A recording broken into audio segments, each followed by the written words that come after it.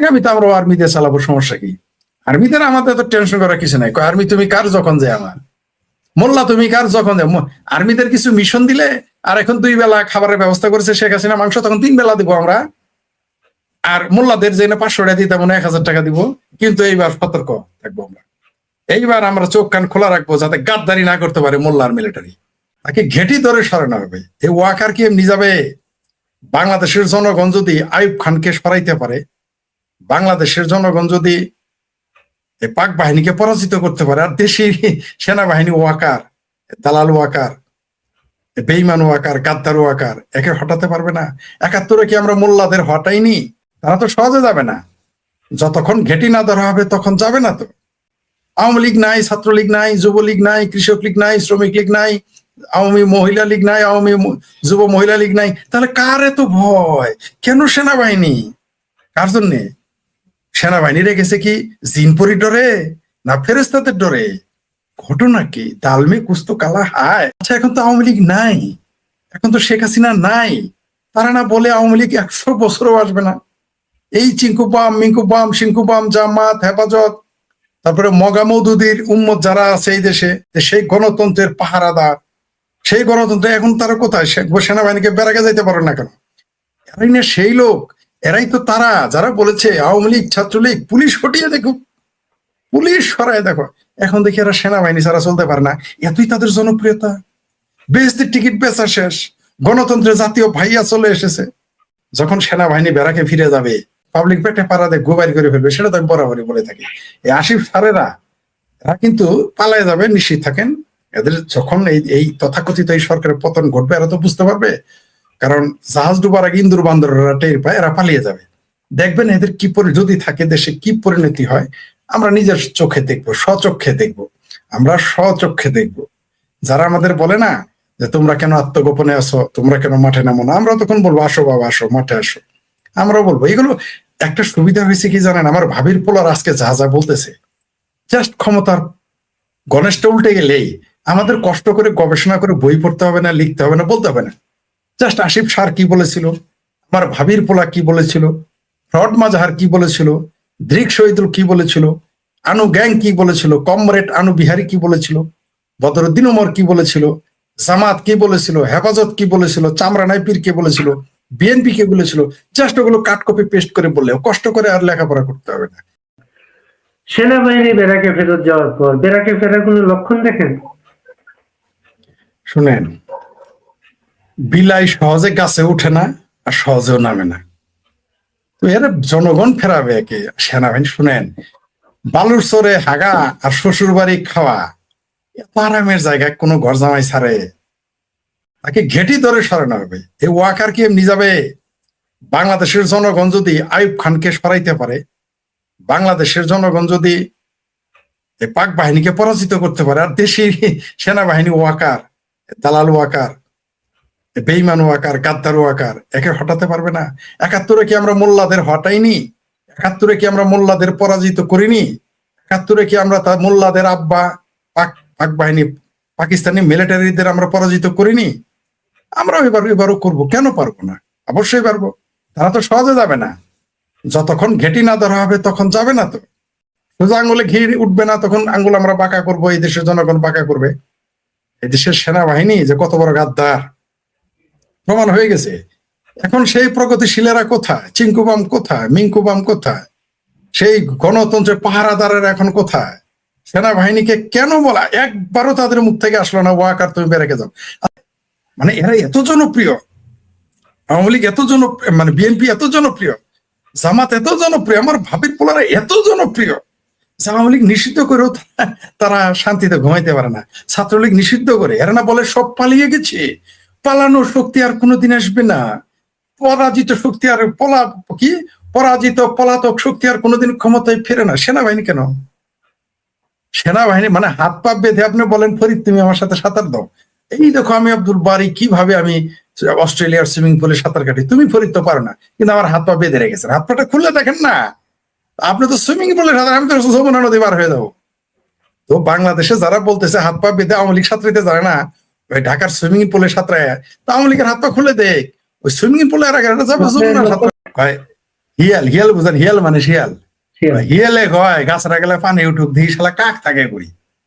বামেরা যা বলে আওয়ামী লীগ আসবে না, বামেরা কই থাকবে? গাছরা গেলে পানি উঠলে শিয়াল কই থাকবে? এই চিন্তা করেন, একবার কাকের চিন্তা করতেছে। এক হাঁটু এক কোমর পানি হলে তো শিয়াল মরে বোধ। আর কাক তো গাছরা গেলে পানি উঠলো 3 দিন আকাশে উড়ে উড়ে থাকবে।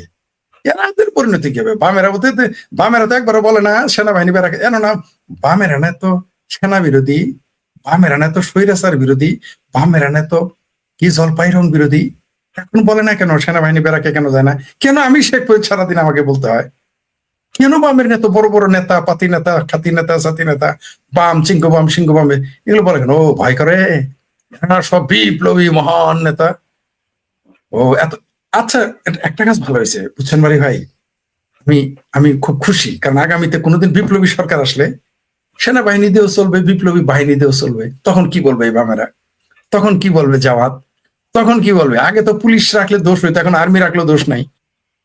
আমরা তাদের উপরে আমরা চোখ রাখবো, তাদের বিশ্বাস করব না।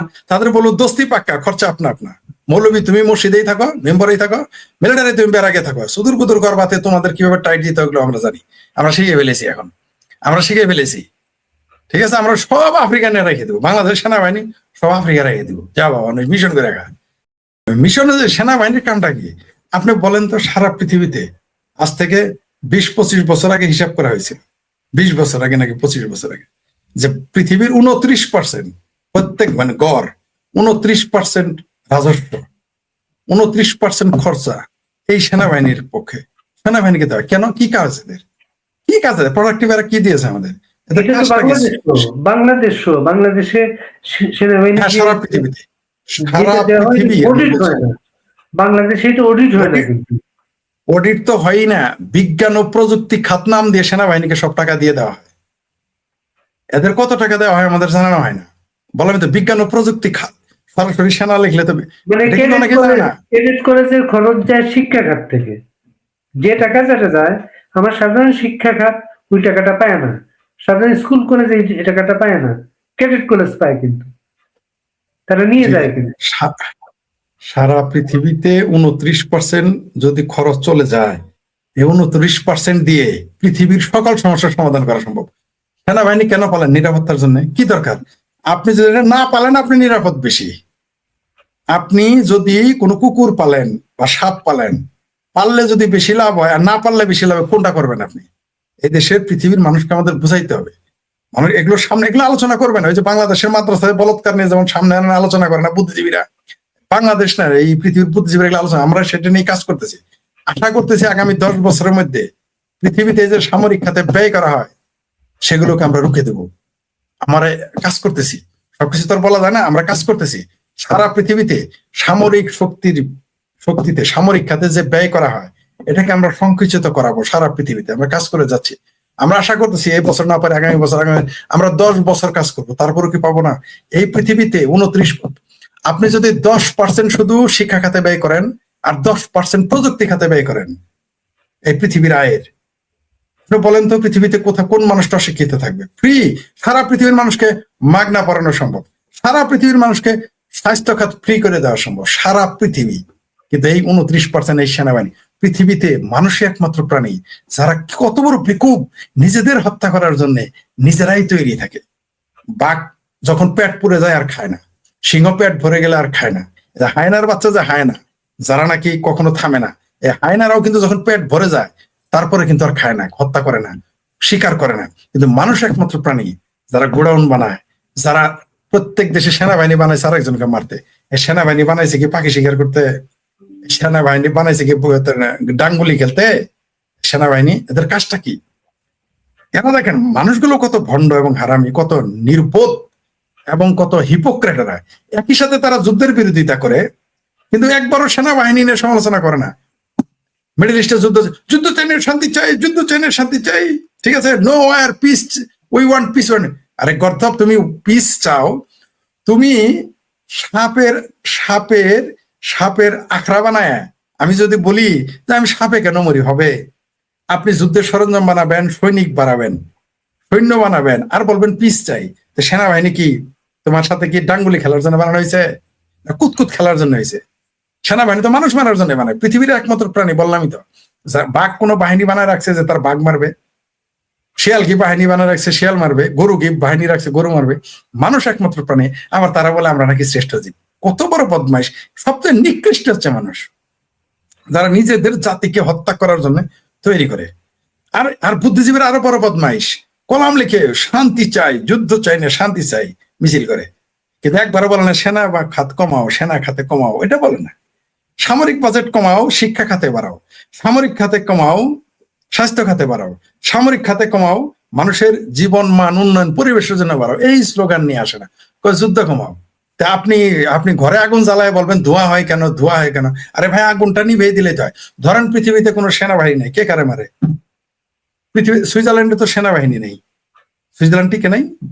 সুইজারল্যান্ড কিভাবে টিকে আছে? সুইজারল্যান্ডে তো পৃথিবীর অনেক দেশ আছে সেনাবাহিনী নেই, তারা টিকতেছে না। সেনাবাহিনী হলে দেশ টিকানো যায়? সেনাবাহিনী হলে যদি দেশ টিকানো যায় তাহলে পাকিস্তান ৭১ ভাঙলো কেন? আর পারমাণবিক বোমা থাকলে যদি দেশের নিরাপত্তা থাকে তাহলে সোভিয়েত ইউনিয়ন ভাঙলো কেন? সোভিয়েত ইউনিয়ন কেন ভাঙলো? এই সমস্ত লজিক এখন চলবে না। আপনি সেনাবাহিনী দিয়েও আপনার নিরাপত্তা আপনি রক্ষা করতে পারবেন না, বরং এগুলো বাদ দেন, এগুলো কমাইতে হবে। পৃথিবীতে নতুন স্লোগান আসতেছে এবং এগুলো আমরা বাস্তবায়ন করবো। অনেকে তো মনে করে যে শুধু বাংলাদেশ না, আমাদের অনেক কাজ আছে ভাই। কেউ আমাদের প্রতিদ্বন্দ্বী ভাবেন ভাই, ভাইবেন না ভাই, আমাদের বহু কাজ আছে।